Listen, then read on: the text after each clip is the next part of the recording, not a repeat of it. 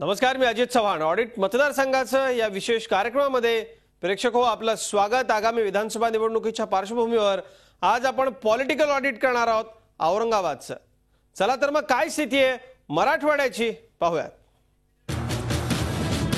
औरंगाबाद मराठवाड्याची राजधानी.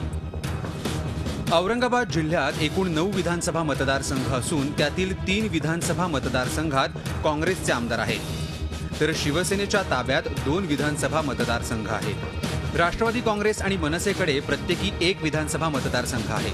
तसंच 2 विधानसभा मतदारसंघ अपक्षांच्या ताब्यात आहेत. औरंगाबाद मध्य विधानसभा मतदारसंघाचं प्रतिनिधित्व प्रदीप जयस्वाल करतायत. ते अपक्ष म्हणून निवडून आले आणि आता शिवसेनेत आहेत.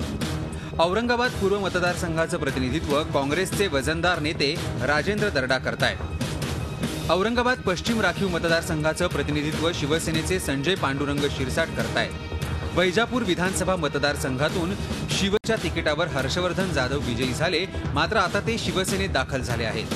सिल्लोड सोयगाव विधानसभा मतदारसंघाचं प्रतिनिधित्व कॅबिनेट मंत्री अब्दुल सत्तार करतायत. गंगापूर विधानसभा मतदारसंघातून प्रशांत बंब हे अपक्ष आमदार आहेत. फुलंब्री विधानसभा मतदारसंघात काँग्रेसचे कल्याण काळे हे आमदार आहेत. पैठण विधानसभा मतदारसंघातून राष्ट्रवादीचे संजय वाकचौरे आमदार आहेत. Vishal Karole, Zee Media, Aurangabad. Zee 24 तास रहा एक पाऊल पुढे.